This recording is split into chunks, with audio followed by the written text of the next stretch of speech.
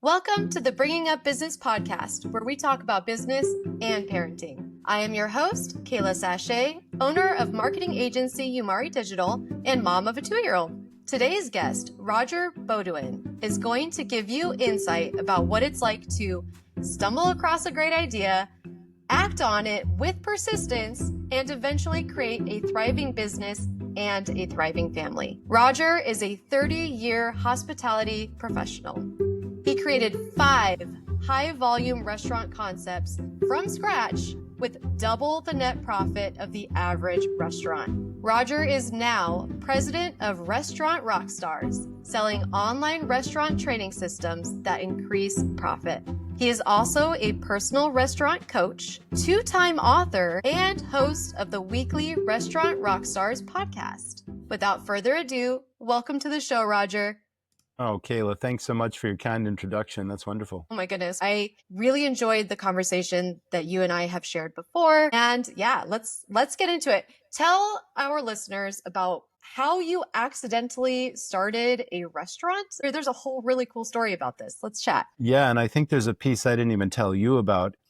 It all started in college and graduate school when I didn't really have any restaurant experience. I bartended in college here and there. It was nice extra money or whatnot, but I started a pizza delivery service utilizing the local pizzeria that was within, say, a 3-mile radius of campus. And then I approached the owner and said, hey, I'm on campus. I could market your business. I'll hire all these delivery drivers. And they currently weren't serving the campus. They just had their own local dine-in business and takeout. And so I did all that and it took off, and I literally was paid a percentage of all the business that I drove in, and then all my drivers were paid for tips. So that worked for 2 years in college and 2 years in graduate school, and little did I know I would continue in the pizza business, but that came later. I went to graduate school and got an MBA, and one of the reasons I chose Babson College was because there was an internship where students could work for European companies solving a complex business challenge. And that sounded like exactly what I wanted to do. And it was a pretty competitive program, lots of applications. Not everyone was selected, but once the students were selected for the projects, the school sent everyone's resume all over Europe and Asia, and the company got to select the person they wanted to work with.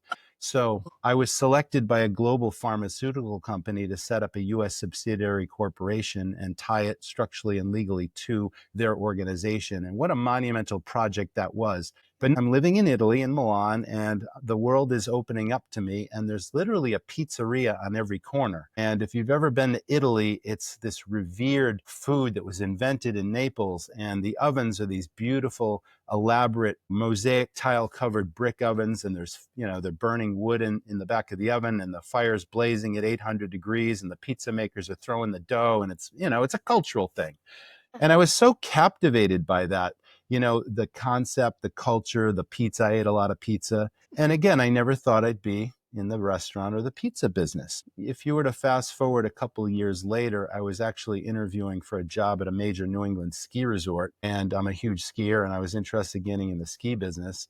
And I'm interviewing for this marketing position, but they're not hiring me right away. They keep bringing me back for more and more interviews, only because they didn't have a job open, but they saw some pretty unique entrepreneurial skills. So they're trying to figure out, what can we do with this guy? Because we don't want him to get away, but we don't really have an open job. Yeah. And I ended up writing my own job description. But you have to imagine this sleepy little New England town that has this major ski resort in it that brings 500,000 people in the winter, but then the rest of the year it's completely dead, and it's a population of 1,500 local people that live there. Wow. And every winter it gets inundated with skier traffic.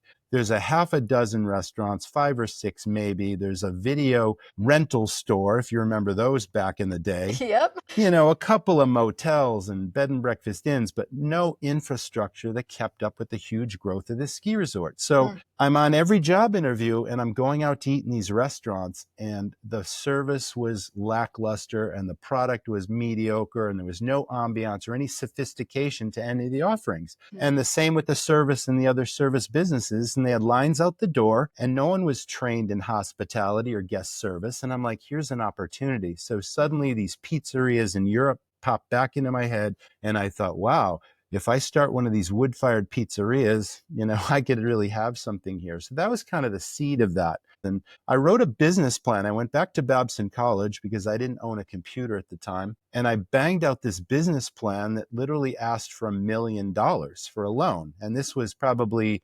1994.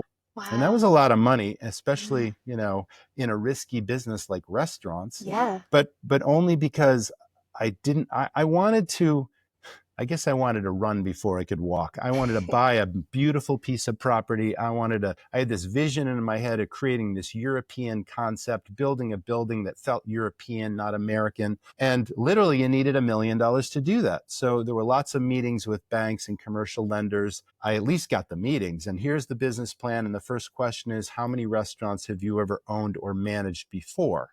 And I'm like, I've never been in the restaurant business, but read the business plan. I got a great idea, You're like, and I was doing pizza delivery back when. So, yeah, that's it. I had a pizza it. delivery company and, no bricks and mortar. It's like I just hired some drivers and it worked, Yeah, that's great. So you can imagine I didn't get very far with that and I got laughed out of a few offices. But the crux really came when I met a commercial lender for a major New England bank that actually skied this ski resort every weekend.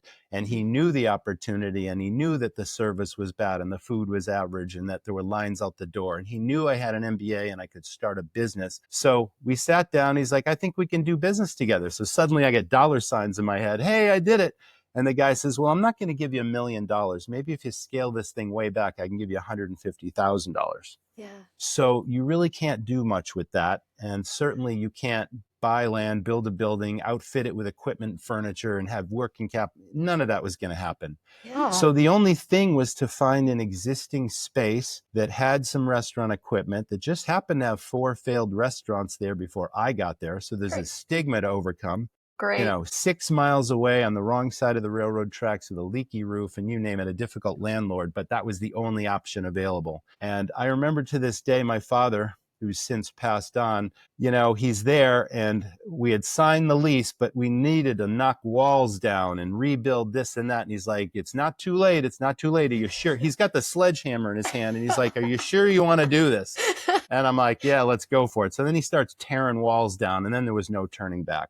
So the restaurant opened in December of 1995 and the course lines out the door, but this time we offered a sophisticated experience. Since we didn't know much about the restaurant business, it wasn't an extensive menu. It was wood-fired pizza with maybe 8 or 9 specialty pizzas, and it was soft jazz music and beer and wine and this really intimate space that we transformed into a European concept. Wow. And it was literally an overnight success. Lines out the door and then people stopped going everywhere else. And then, wow, so we had to expand. I think we had 80 seats to start. And then we were able to knock out another wall and bring in another 25 seats. So we had just over 100 seats. And that was a success the very first season we opened. But here's the kicker. I mentioned 500,000 people in the wintertime. In the spring, when we call it mud season here in New England, the ski area shuts down and the sidewalks roll up and there's nobody here. It's a ghost town. And we didn't know how many locals would actually patronize our business. And I told you it was a limited population anyway, but we opened up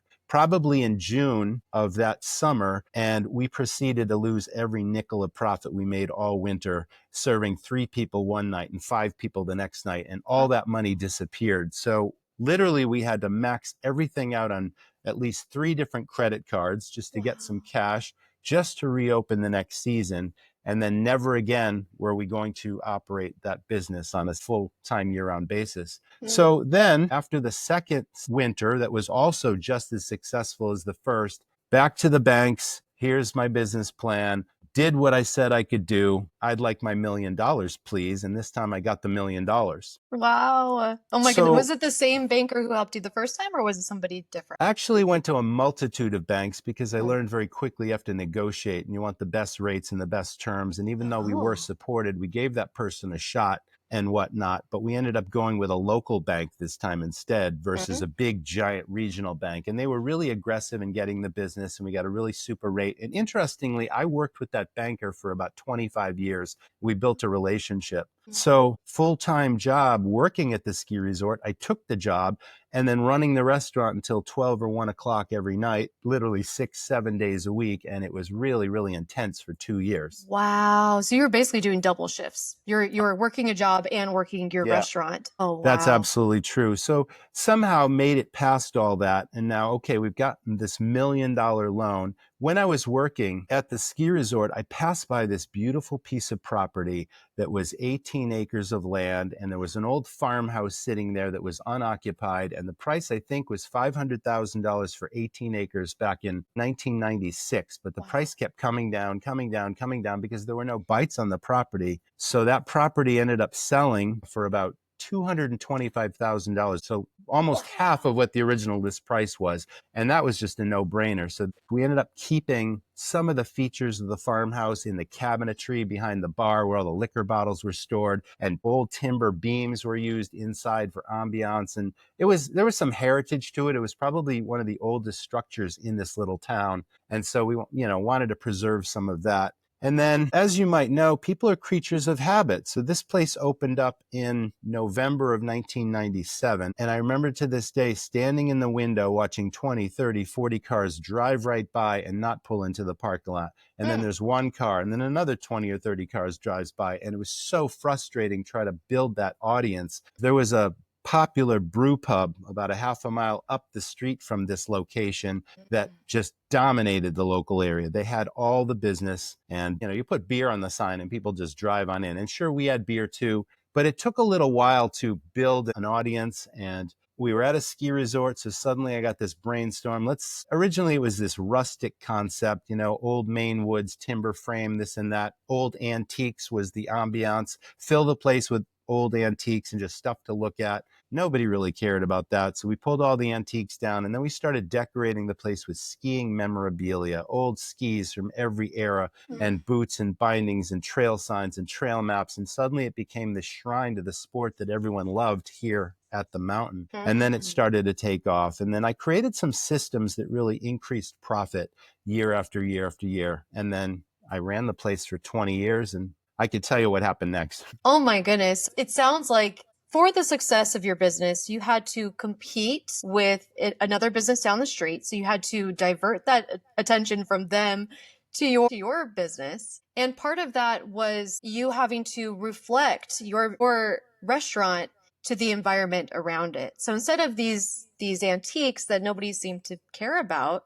you reflected the ski resort itself, all the memorabilia, things that people were passionate about with skiing.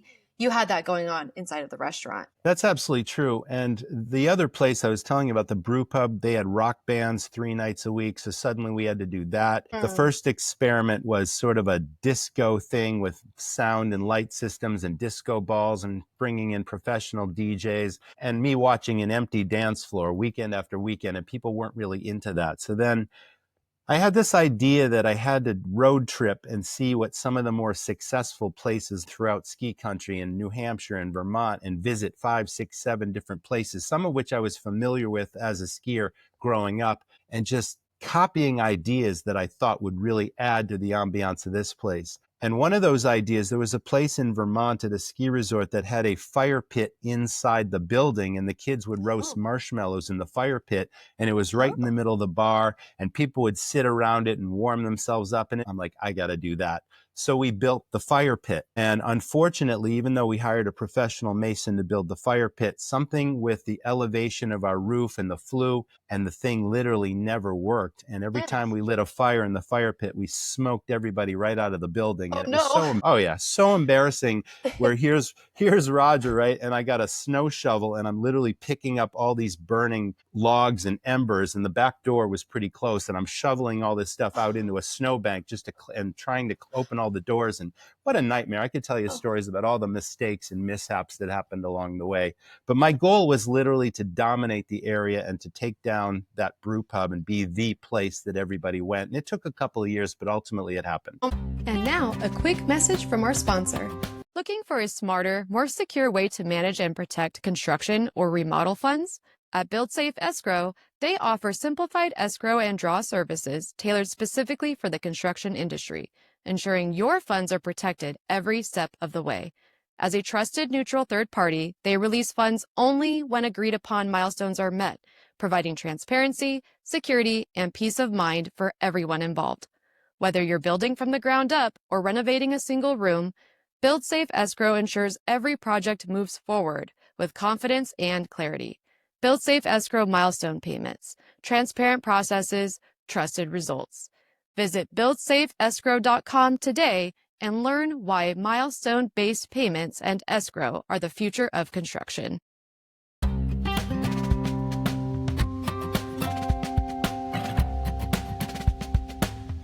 Thank you for staying with us, and back to the show. Your goal of dominating the brew pub down the street and your establishment being the number one, how did that goal shift from when you had first started? Because you didn't know that you were eventually going to move into this beautiful 18-acre space. I mean, what was your initial goal, and how did that shift over time? Well, it shifted primarily. I mentioned difficult landlord, but the rent obviously had escalation clauses in it. So as long as I continued to renew that lease, the landlord basically saw that we had a successful business. He thought we were printing money. So every new lease literally had more and more higher square footage costs and all this other kind of stuff. And like I said, the location was poor and it lacked enough parking. And once I saw this land, literally on the doorstep of the ski resort that had high visibility, like 1,200 feet in either direction, you just see this place. And so we figured out, okay, not only are we going to build this building, but it took a while for the cars to start coming in the parking lot. We're like, what can we do? These crazy little hooks to draw attention. And before it turned into a wood-fired pizza, it was a rustic concept, and it basically had a grizzly bear theme, and it was called the Great Grizzly Bar and Steakhouse. So I had a professional artist take this 13-foot giant log. He was an artist in every medium you can imagine. He took a chainsaw and he carved this giant grizzly bear that was the most frightening thing you ever saw, and we mounted it right on the front lawn next to the road. It was inspired by something I saw in Switzerland on a wooden chalet. There was a bear mounted on the side of the chalet, but it had this giant like chalice or big drinking cup in its hand, like he's toasting the world, like it's full of beer or something, And I'm like, I got to have that element. So of course he carved the chalice. And that was cool for a while, but then I'm like, we need to draw more attention to this thing. So then somehow we hooked it up and we put a torch on top that was propane fired. And every night when it got dark, we'd light this propane torch, and there's this 3-foot flame coming off the top of the bear that you could see all the way down the street. Things like that, and then you'd cover the building with like white lights around the perimeter of the building. So this place just looked like something. And that started to drive traffic. Then word of mouth kicks in and people say, oh, you got to go to this cool place because it's filled with ski memorabilia. And then it just grew and grew and grew from there. But it was those little things, those creative ideas that sparked people's imagination and literally brought them in the door. Sounds like you melded the two of these concepts together. You melded a uniqueness that no one could find anywhere else, right? You're where's the giant bear? Well, go to Roger's restaurant. You will find the giant bear with the propane torch on top. You can see it from miles away. And also, so you're taking these unique ideas that are very eye-catching and fun, and you're melding them with past experiences that you had seen out in the world, right? So you're in Italy, you're in Switzerland, you're just going on these road trips and you're checking out all these different restaurants and you're seeing what they're doing. So you're kind of combining both your imagination with what works out in the world. That brings us back to the pizza thing, because I mentioned it was called the Great Grizzly Bar and Steakhouse, but that didn't really resonate so much with the skiing theme and the memorabilia. And so the original restaurant was named after a famous mountain in Switzerland called the Matterhorn that most everyone's heard of. It's on every Toblerone chocolate bar, and it's a symbol of Paramount Pictures, just this iconic mountain. Yeah. And when I was in Italy, I had a chance to visit this little town of Zermatt, and I became obsessed with the Matterhorn. And I said, someday I've got to climb that mountain. Yeah. And so it became the namesake of my restaurant, but I also was able to climb it twice over the years. Amazing. And so, okay, we got this powerful name called Matterhorn, which is more mountain themed. It fits better. The Great Grizzly doesn't really resonate with anyone. The bear is still on the front lawn, by the way. But the pizzeria, we closed that location because we didn't want to renew the lease. So we were able to build a second floor on the barn that we constructed. And that was a real opportune decision because architects were designing this building, and then there was a bid process with multiple contractors who were going to build it, and money was tight. This $1 million didn't go very far. And a more expensive bid had the foresight of saying, if you build this post and beam structure that'll support a second floor, then you can grow, when 3 or 4 other bids just had a traditional truss structure in the roof that wouldn't allow us to build anything and just have a very high ceiling. So even though it cost maybe $100,000 more to go with that builder, that was the decision that was made. And ultimately it was smart because the second floor got built on the building.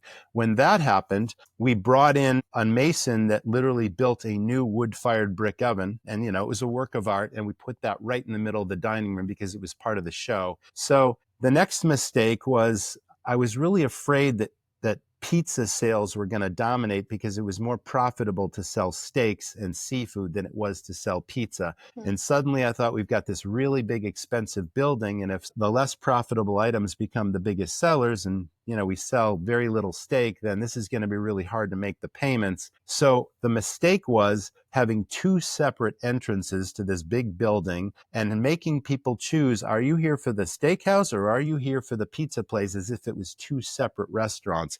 And everyone walking in either door says, what do you mean? We're here for dinner. My wife wants steak and I want a pizza and my kid wants this. And we were really alienating people from the start. Like, what's this crazy? No, we want one menu. We want to be able to order. So that didn't last very long. Thankfully, we were able to recover quickly, made 1 entrance, 1 menu. Sure, you can have whatever you want. And then we just focused on training people to sell and be really profitable on what we did sell. So, mistakes you make along the way, thinking the best, but not necessarily making the best decision at first. Right. Always doing our best, right? We have only a limited best amount of intentions. Exactly. Sure. Yeah. So now enter in your family, and you're building out your family with your wife. What came first? Did you create the restaurant first before you created your family, or vice versa? What was that journey like? Yeah, the restaurant came first, of course. And obviously I've had a very supportive wife over the years who's very business minded, and she's contributed a lot to the restaurant also. But I guess the saving grace was, I mentioned, having a seasonal business, and the fact that this business, as intense as it was only open 4 months a year in the winter. And then literally from April through November, the place is closed. So I was fortunate to spend lots of developmental time with my kids. We visited every playground within a 30-mile radius. It's like we went on family vacations. We did all of these things. And then when I was working, of course, my wife was watching the kids, and then they got really enamored with the business. And I remember them, I'll never forget, like my 2-year-old, my firstborn daughter, is in one of those little walker cars to teach them how to walk. And it had this big orange flag on the back because she's literally in the middle of the bar scooting through the floor, and all the customers are like opening up, and my kid is like scooting around, and they thought that was great. And then the kids, did little jobs here and there, and they'd be rolling silverware as they grew up. And they felt like real big shots, because, my parents own this place, and we get to come over here, and everyone treats us like we're rock stars, Yeah. But I'd say the saving grace was definitely having a seasonal business that allowed us to shut down. But that also fueled the creative juices, because in this business, it's very easy to get burned out. If you're working 24/7 in a very intense business called the restaurant business, it's really hard to find time for anything else. And I've seen and known so many people that missed their kids' soccer games and graduations and all this other stuff simply because they were tied to the business. And more so now, post-pandemic, when so many businesses are struggling with labor.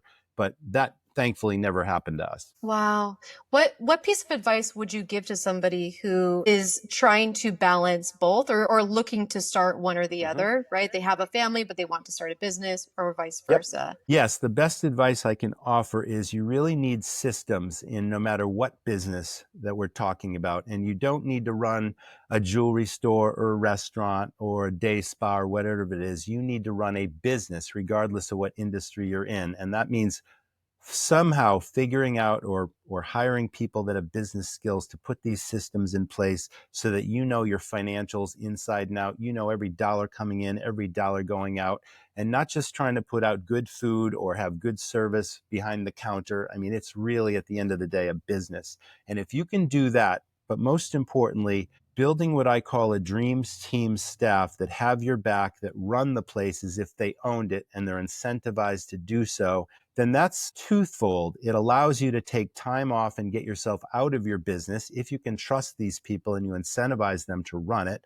And they say you have a system if you can walk away from your business for a day, a week, a month, or a year, and when you come back, it's just as successful because of the systems you put in place and the people that you entrusted to run it as if they owned it. And that was also the key to success. So if you can do that, then that allows you to have as much free time with your family as you want. And you can still come in and be a customer, or you can still spend a couple hours a day in there, but you're not tied to the business. And then the exit strategy is if you do this, and if you're successful at doing that, then you can grow your business. You can open another restaurant, 2 restaurants, 5 jewelry stores, whatever. You can franchise your business. You can sell it and go into an entirely different industry. But if you don't have the business skills and if you don't have the systems, you're literally tied to what I call a mom and pop business that isn't profitable enough to hire someone to run it for you. Got it. So it sounds like the goal isn't to give yourself a job within your restaurant. Yes, you're right. But instead to create a business that is self-sustaining without you. Absolutely true. That's the key to everything. And it helps to have a seasonal operation, which is even harder to operate because there's no margin for error and you really have to be super profitable. I couldn't trade the time that I spent with my kids and with my family. And that's continued today with our current business, Restaurant Rockstars. I'm able to spend lots of family time, and it's allowed us to, have the time freedom that, a lot of people wish they had. That's beautiful. What do you think your kids have learned from you being in business and your wife too? Because it sounds like she's contributed a lot. Oh, yes.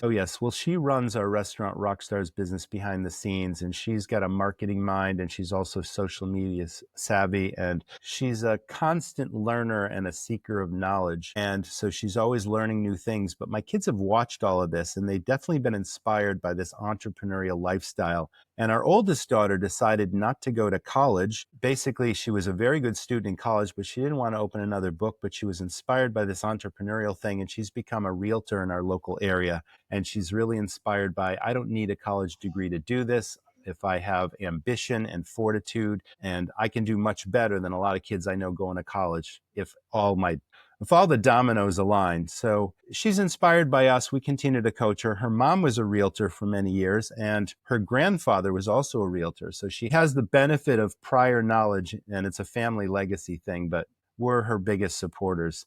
And then our youngest daughter's leaving for college in a couple of months, and we're not quite sure where she's going to go, but she's done some entrepreneurial things on the side as well. So I think that'll always be a part of their future. What is your dream for your daughters? First, we want them to be happy. And then second, obviously, we want them to be fulfilled in whatever they choose, whether they choose to work, whether they choose to go to college, whether they choose not to go to college, or whatever they choose to do. We just want them to feel like we will always support them. We will always encourage them, regardless of what those dreams are. So I'd love to see them be inspired by what we've done and take it to the 10x what we've done and really surprise us what they're capable of. That is the coolest part of being a parent is getting to see your kid thrive in a different way than you expected. And to have your dreams for your children, it's something indescribable. I mean, you talk about wanting true fulfillment for your daughters. And I understand that to my core for my kid.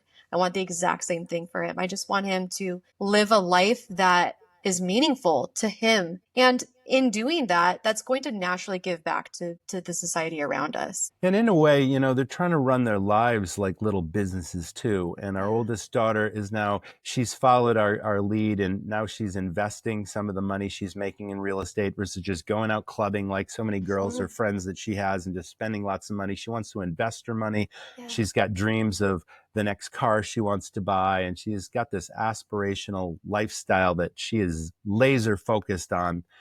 And it's all about making smart decisions and being smart with money. And we've tried to teach them that from the beginning. And I guess that's a lasting legacy also, but we'll see where they go. Yeah. What were some things, speaking of money, because this is a really important topic, what were some things that you did to teach your daughters about money in a logistical way? What did you do? I guess the danger of credit cards.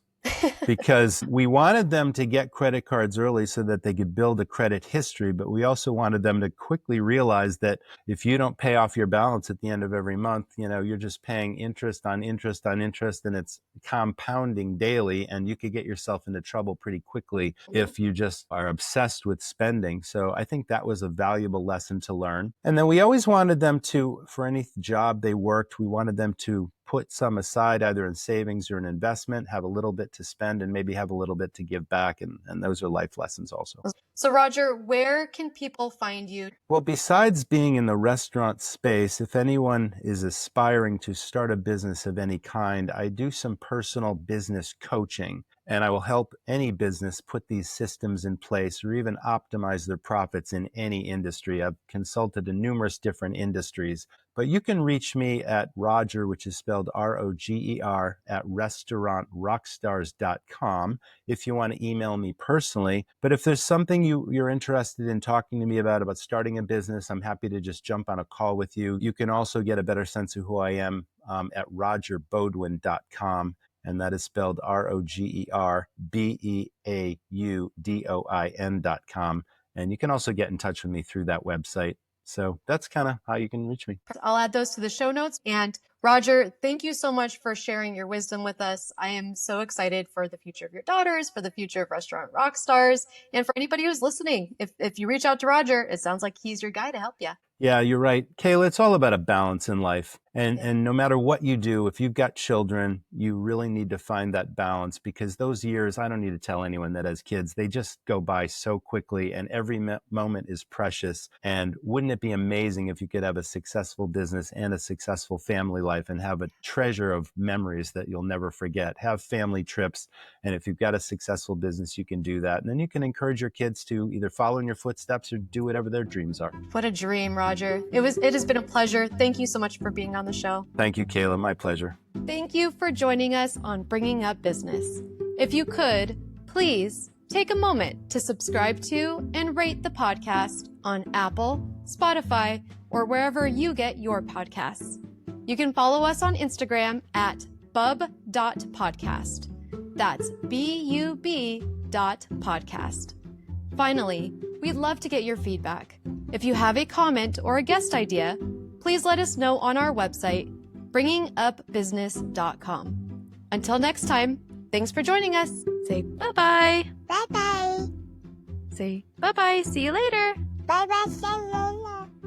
This recording is for informational purposes only and should not be considered business advice. Opinions expressed are as of the date of recording and are subject to change without notice. The views and opinions of guests on this program are not necessarily those of Umari Digital and its affiliates, which together we refer to as Umari Digital. Umari Digital is not affiliated with guests or their business affiliates unless otherwise stated. Umari Digital does not guarantee the accuracy or the completeness of the data presented herein. This recording is for informational purposes only, and the information, data, analysis, or opinion it includes or their use should not be considered business, financial, or legal advice. Umari Digital shall not be responsible for any decisions, damages, or other losses resulting from or related to the information, data, analysis, or opinions or their use. All business decisions are subject to risk, including possible loss of capital. Individuals should seriously consider if a decision is suitable for them by referencing their own financial position.